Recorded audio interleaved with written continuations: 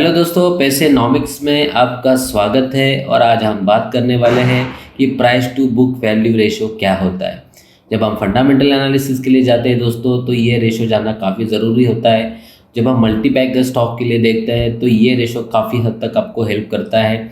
Stock market जो अब market गिरने के बाद मार्केट में जब करेक्शन आता है या मार्केट जब रैली करता है तो उस समय अंडर वैल्यू स्टॉक और जो होता है ओवर वैल्यू स्टॉक या आइडेंटिफाई करने के लिए आपको मतलब वैल्यूएशन जो है, ये वैल्यूएशन स्टॉक आइडेंटिफाई करने के लिए आपको प्राइस टू बुक वैल्यू काफ़ी हद तक यहाँ पे हेल्प करने वाला है। तो चलिए वीडियो की शुरुआत करेंगे। अगर आप मेरे चैनल पर नए हों तो सबसे निवेदन है, प्लीज़ चैनल को सब्सक्राइब कर लीजिए और वीडियो को अंत तक देखिए। तो यहाँ पे सबसे हम क्लियर करेंगे कि एग्जैक्टली बुक वैल्यू रेशो होती क्या है। तो this is the relationship between the total value of the organisations outstanding shares and total book value of the equity. Okay, मतलब कंपनी की जो टोटल वैल्यूएशन होती है और जो इक्विटी जो शेयर होल्डर के पास जो आउटस्टैंडिंग शेयर्स पड़े होते हैं, इसका ये कैलकुलेशन किया जाता है, तब जाके ये रेशो आपको मिलता है। ठीक है, सबसे इम्पोर्टेंट इसमें क्या होता है कि जब इन्वेस्टर वे value investor typically use the price to book value ratio among the other metrics to determine whether company stock are over value under value. जैसे मैंने पहले भी कहा, जब कोई स्टॉक की बुक वैल्यू आपको मतलब वहाँ से ये पता चल जाएगा कि एग्जैक्टली स्टॉक ये अंडर वैल्यू चल रहा है या ओवर वैल्यू चल रहा है। तो ये सबसे बड़ा इसमें एक ब्यूटी होती है प्रोडक्ट में, जो आपको जल्दी वहाँ पे आइडेंटिफाई होती है, जिसे हम कहते हैं इंट्रिंसिक वैल्यू। राइट, मतलब जो वहाँ पे इंट्रिंसिक वैल्यू के अगर नीचे चल रहा है तो बट ऑब्वियस आपको ये स्टॉक डिस्काउंट रेट में मिल रहा है या स्टॉक आप कह सकते हो ये अंडर वैल्यू शेयर से।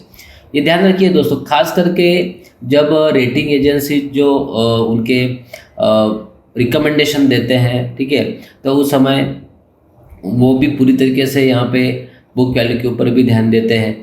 ओके, तो यहाँ पे थोड़ा सा बुक वैल्यू निकालते समय जो एसेट लाइबिलिटी ये सारी चीज़ें भी जानना ज़रूरी होती है, वो हम अभी स्टेप बाय स्टेप यहाँ पे देखेंगे।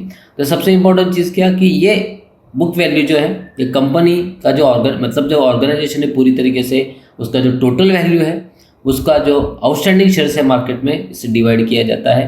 तो आपको पता चलेगा कि एग्जैक्टली अगर आज कंपनी बंद होती है तो वो क्लाइंट को कितना रिपे कर सकती है। दोस्तों, रीपेमेंट कैपेसिटी आपको बुक वैल्यू के ऊपर मिलता है। काफ़ी समय आपको दोस्तों ऐसे भी देखने को मिलेगा कि बुक वैल्यू के काफ़ी मल्टीपल टाइम स्टॉक ट्रेड करते हुए दिखता है, लेकिन उस समय कंपनी के सेल्स ग्रोथ होती है, प्रॉफिट ग्रोथ होती है, इसकी वजह से भी आपको वो प्रीमियम रेट में दिखता है। तो ये डिपेंड्स करता है कंपनी के गुडविल के ऊपर। तो जब कैलकुलेशन करते हैं बुक वैल्यू के ऊपर, तो सबसे जैसे हमने देखा कि value total value of the company outstanding shares और जो नेट वैल्यू होती है, ठीक है, वो बैलेंस शीट से वहाँ पे हमें लेनी पड़ती है। ठीक है, तो यहाँ पे जो मार्केट कैपिटलाइजेशन कैसे निकालते हैं, हमेशा हम जो आउटस्टैंडिंग शेयर्स है उसको मल्टीप्लाई करते हैं स्टॉक के साथ। तो अगर आप NSE इंडिया पे जाते हो तो वहाँ पे आपको मार्केट कैपिटल मिलता है। यहाँ पे दो तरीके से मार्केट कैपिटल होते हैं, एक होता है टोटल मार्केट कैपिटल और दूसरा होता है FF मतलब फ्री फ्लोट मार्केट कैपिटल। तो टोटल मार्केट कैपिटल से प्रोमोटर का होल्डिंग अगर हम निकाल देते हैं, टोटल मार्केट कैपिटल से यहाँ पे प्रोमोटर्स होल्डिंग अगर माइनस कर देते हैं तो आपको जो है फ्री फ्लोट मार्केट कैपिटल मिलेगा, क्योंकि प्रोमोटर का जो होल्डिंग है वो रोज बाय सेल नहीं कर सकता है। राइट, तो प्रोमोटर्स होल्डिंग को जो है ये टोटल मार्केट कैपिटल से माइनस किया जाता है। तो ये माइनस अगर करते हैं, ठीक है, तो आपको यहाँ पे मिलता है फ्री फ्लोट मार्केट कैपिटल। ठीक है, तो ये हमेशा आपको NSE इंडिया में देखने को मिलेगा। उसके बाद सेकेंड जो होता है बुक वैल्यू जब निकाली जाती है तो वो होती है total assets divided by total liabilities. Okay, तो यही प्राइस है कंपनी की, जिसमें आपको पता चलेगा कि आज कंपनी अगर दिवाला निकलता है कंपनी का, तो क्या कंपनी आपको पैसा उसका रिपे कर सकती है या नहीं। तो यहाँ पे दो अलग अलग तरीके हैं, वहाँ से भी निकाल सकते हैं। जैसे मार्केट कैपिटल जो है PB रेशो जैसे निकालते हैं, price to book value ratio, ये होगी book value of the asset से आपको वैल्यू मिलेगी। ओके, कि इसकी वैल्यू क्या आ रही है, लेकिन रेशो निकालते समय आपको मार्केट कैपिटल जो है कंपनी का डिवाइडेड बाय बुक वैल्यू की एसेट से डिवाइड करना पड़ेगा। या फिर सबसे इजीएस्ट तरीका है, जो कंपनी का मार्केट शेयर है, जो मार्केट में शेयर की प्राइस चल रही है, उसको आप book value of the asset से डिवाइड कर दो पर शेयर के हिसाब से। ये बुक वैल्यू पर शेयर भी यहाँ पे कैलकुलेट किया जाता है, तो उसका भी मैं आपको एग्जांपल दूंगा, तो ये सारी चीज़ें आपको उस समय क्लियर हो जाएगी। तो अभी यहाँ पे पहले देखते हैं कि बुक वैल्यू कैसे निकालते हैं। ठीक है, तो ये आपके सामने एक जो ही ट्रेडर्स एंड मार्केट वैल्यू का 95 रुपीज़ का दिया हुआ स्टॉक है। ठीक है, जिसके आउटस्टैंडिंग शेयर्स है 1001 के स्टडी हमने इसमें लिया हुआ है। ओके, तो ये list and asset and liability आपके सामने दिया हुआ है।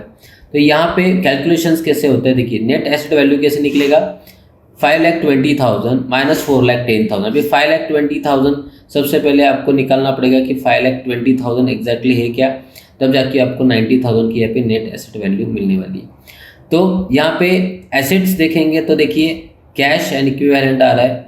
ओके, उसके बाद अकाउंट रिसीवेबल 45,000 है, मशीनरी 2 लाख है, प्रॉपर्टी प्लांट 2,50,000 है, टोटल एसेट हो गई 5,20,000। मतलब यहाँ पे टोटल एसेट को लिया गया है जो है 5,20,000। ओके, जो हमने यहाँ पे मेंशन किए, और इसमें से 4,10,000 क्या होगी फिर लायबिलिटी। ये लायबिलिटीज़ की जो टोटल है 4,10,000 उसको माइनस कर दिया है, तो नेट आता है आपका 90,000 रुपीज़। तो ये आ गई कंपनी की नेट वैल्यू ऑफ एसेट आ गई। अभी कंपनी के मार्केट में आउटस्टैंडिंग शेयर्स कितने हैं दोस्तों, 1000 शेयर्स है। तो यही 90,000 को 1000 से डिवाइड कर दिया तो प्राइस आ गई 90 रुपीज़। कितना सिंपल है। आपको करना क्या है, total assets minus total liability, बस जो फिगर आएगा उसको डिवाइड कर दो टोटल आउटस्टैंडिंग शेयर से, तो आपको मिलेगा प्राइस टू बुक वैल्यू। तो यहाँ पे आप देख रहे हो कि जो शेयर की प्राइस है वो चल रही है 95, लेकिन बुक वैल्यू है 90।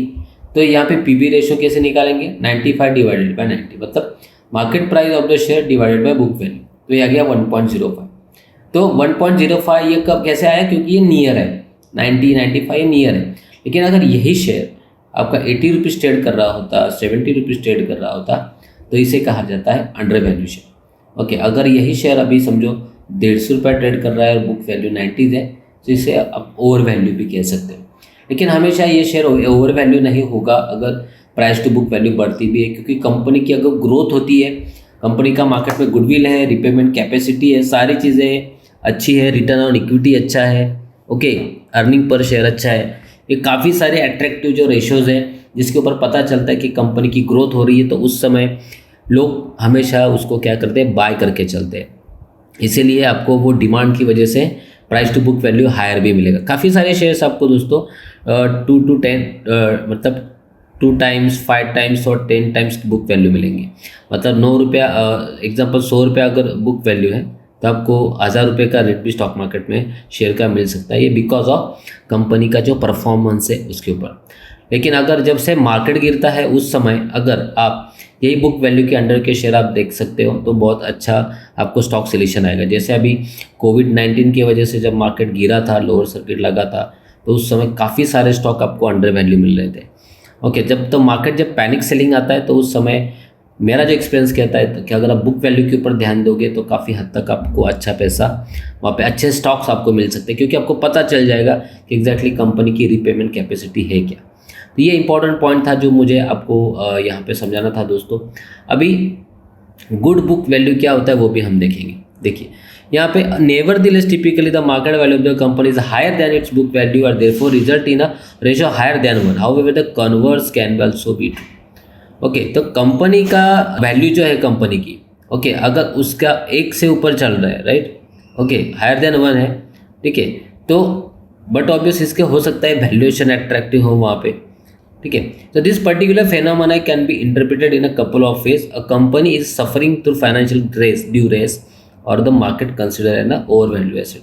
तो अगर कंपनी फाइनेंशियल क्राइसिस से जा रही है तो बट ऑब्वियस उसकी लाइबिलिटी बढ़ जाएगी और धीरे धीरे उनकी बुक वैल्यू भी वहाँ पे कम होती जाएगी। तो जब आप रेटिंग एजेंसी जब बताती है, क्रिसिल आपको बताता है, ओके, कि चलो मार्केट में चेंजेस हो गए, मतलब जैसे एग्जांपल XYZ शेयर है जो उन्होंने बोला था कि इसका टारगेट आ रहा है 1000, तो इसको रिवाइज कर दिया, तो रिवाइज टारगेट कर दिया इनका 1200।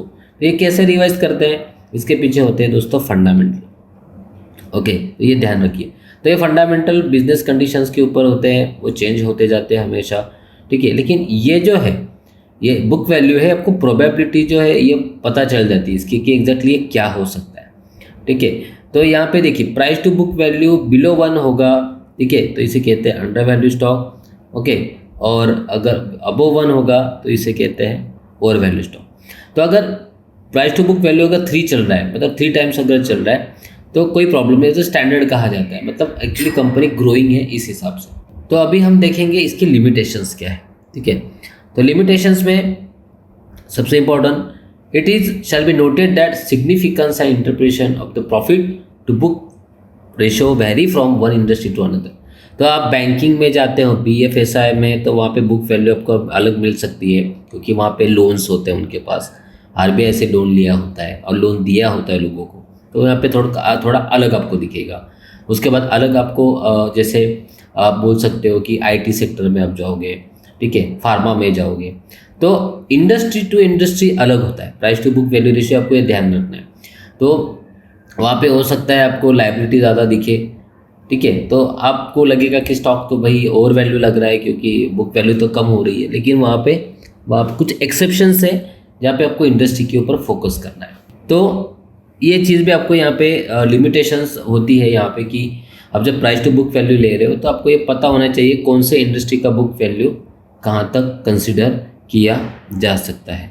तो जैसे यहाँ पे बताया गया है कि जैसे टेक्नोलॉजी वाली कंपनी होती है, ठीक है, तो उनके पास उनकी जो बुक वैल्यू है काफ़ी वहाँ पे आपको मतलब अंडर वैल्यू शेयर्स आपको दिखेंगे, ओके।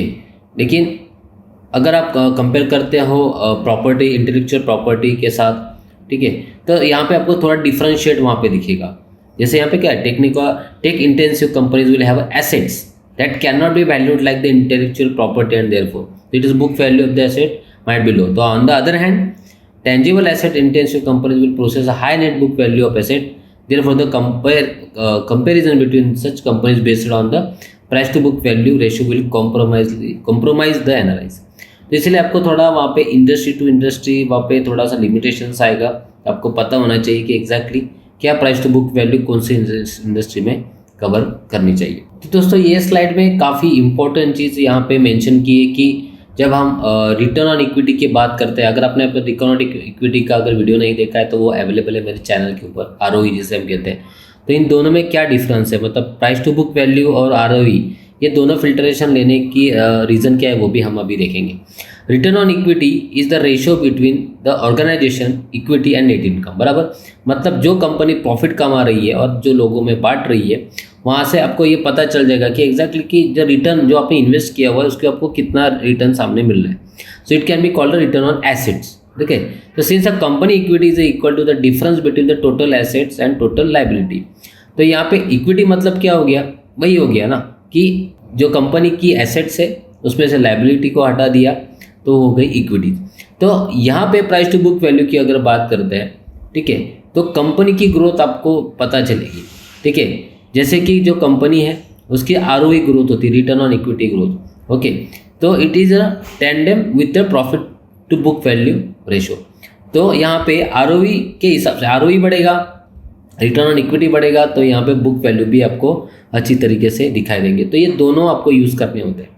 जब आप वैल्यू इन्वेस्टिंग के लिए जाते हो दोस्तों, तो आपको ROI होता है, ओके, ROC कैपिटल एम्प्लॉयड होता है, ROE होता है, ओके। और जो अब अभी हम देख रहे हैं प्राइस टू बुक वैल्यू हो गया, प्राइस टू अर्निंग हो गया, ये सारी चीज़ें आपको कंसिडर करनी पड़ती है। डेब्ट टू इक्विटी रेशो होता है, ओके, वो भी आपको ध्यान रखना पड़ता है। ये होते हैं वैल्यू इन्वेस्टिंग, तब जाके आपको एक अच्छे फंडामेंटल स्टॉक आप वहाँ पे सिलेक्ट कर सकते हो। तो in case company ROE is a widely describe with the PB ratio, it indicates red flag. तो जैसे कंपनी का रिटर्न ऑन इक्विटी निगेटिव चल रहा है, ओके, तो वहाँ पे आपको उसको स्किप कर देना है, ओके, क्योंकि लो ROE वाले जो शेयर्स है आपको ये हमेशा ओवर वैल्यू दिखेंगे। तो कोई किसी स्टॉक का आपको समझो बुक वैल्यू है 100 रुपया और वो अभी करंट मार्केट प्राइस चल रही है समझो 90, लेकिन अगर ROE उसका देखा जाए कि ROE जो है उसका 5% है, मतलब साल भर में 5% ही रिटर्न और इक्विटी दे रहा है, तो इसमें कुछ ग्रोथ दिख ही नहीं रही दोस्तों। तो ये ओवर वैल्यू शेयर है, ये ध्यान रखिए। करंट मार्केट प्राइस 100 रुपया चल रहा है और 90 रुपीज़ इसकी बुक वैल्यू है, ओके। तो इसको टोटली आपको स्किप कर देना, इसको बिल्कुल बाय नहीं करना है। तो ये रेड फ्लैग है, मतलब देखिए ना, आप फंडामेंटल स्कैनर रन करके भी आपके स्टॉक सिलेक्शन आराम से कर सकते हो। तो आज की वीडियो में इतना ही दोस्तों। हमने देखा कि प्राइस टू बुक वैल्यू कैसे देखते हैं, खास करके बैलेंस शीट में हमने देखा कि बुक वैल्यू की कैलकुलेशंस क्या है वो हमने समझ लिया। उसके बाद हमने रिटर्न ऑन इक्विटी के साथ कंपेयर किया कि एग्जैक्टली रिटर्न ऑन इक्विटी अगर अच्छा है तो आपको बुक वैल्यू भी अच्छी तरीके से दिखेगा। अगर नहीं है तो एक रेड फ्लैग आपके लिए होगा। तो प्लीज़ जब आप फंडामेंटल या लॉन्ग टर्म जो एनालिसिस कर रहे हो, लॉन्ग टर्म इन्वेस्टमेंट के लिए अगर आप देख रहे हो, तो फंडामेंटल एनालिसिस करते समय आपको ये जो है प्राइस टू बुक वैल्यू देखना काफ़ी ज़रूरी है। तो इसके लिए काफ़ी सारी वेबसाइट है, आप वहाँ पे देख सकते हो। कुछ एग्जांपल मैं आपको दिखाता हूँ अभी। तो दोस्तों रिसेंटली आपने देखा होगा कि अभी मेटल सेक्टर काफ़ी हद तक परफॉर्म कर रहा है, काफ़ी आउट परफॉर्म रहा है मार्केट में। तो मेटल सेक्टर में एक स्टॉक है स्टील अथॉरिटी ऑफ इंडिया, जिसका प्राइस टू बुक वैल्यू अभी चल रहा है 98.40 और रिटर्न ऑन इक्विटी है 6.43। यहाँ पे अभी करंट मार्केट प्राइस चल रहा है 121। तो ये जो 121 आया दोस्तों, इसके पहले की स्टोरी मैं आपको बताना चाहूँगा कि 121 जाने से पहले ये जो प्राइस थी, ये अबाउट जब मैंने इसको यहाँ पे जब ट्रैक किया था, तो ये अब 80 to 70 रुपीज़ के बीच में यहाँ पे मिल रहा था और इसकी बुक वैल्यू 98 रुपीज़ ही थी वहाँ पे। तो ये टोटली अंडर वैल्यू स्टॉक वहाँ पे दिख रहा था। और जिस तरीके से आप देख रहे हो कि इसने विथ इन 2 to 3 मंथ्स उसकी बुक वैल्यू भी क्रॉस कर दी है और अभी बुक वैल्यू के ऊपर चला गया है। तो इसके पीछे रीज़न क्या है दोस्तों? ये रीज़न है रिटर्न ऑन इक्विटी यहाँ पे और रिटर्न ऑन कैपिटल एम्प्लॉयड। पैसा कमा रही है कंपनी, प्रॉफिट मेकिंग कंपनी है, ओके, इसलिए स्टॉक ऊपर जा रहा है, यही इसके पीछे रीज़न है। स्टॉक का पी रेशो देखेंगे काफ़ी अट्रैक्टिव है, 13 का पी रेशो है, मतलब काफ़ी हद तक ये प्रॉफिट मेकिंग कंपनी है, क्लियर दिख रहा है। तो इस तरीके से ये वेबसाइट का भी आप यूज़ कर सकते हो, screener.in जो फ्रीली अवेलेबल है, ठीक है। अगर आपको स्कैनर रन करना है, जैसे मैं हमेशा मेरे वीडियोस में कहता हूँ स्कैनर रन करिए, तो यहाँ पे स्क्रीन ऑप्शन होता है दिया गया, वहाँ से आप जो है आपके जो आप खुद भी बना सकते हो या फिर यहाँ पे आप वैल्यूएशन स्क्रीन जो है यहाँ पे आप रन कर सकते हो कि पी रेशो के हिसाब से या फिर आप बुक वैल्यू के हिसाब से यहाँ पे देखिए आप ये स्कैनर रन कर सकते हो। तो आज के वीडियो में इतना ही दोस्तों। वीडियो कैसा लगा प्लीज़ कमेंट बॉक्स में मेंशन करिए, और अच्छे और नए वीडियोस में लेके आऊँगा और ये नॉलेज आपके साथ शेयर करूँगा। तो वीडियो अच्छा लगा है तो प्लीज़ लाइक ज़रूर करिएगा, शेयर ज़रूर करिएगा और सब्सक्राइब करके ज़रूर जाइएगा। थैंक यू सो मच दोस्तों, have a good day, happy investing, take care.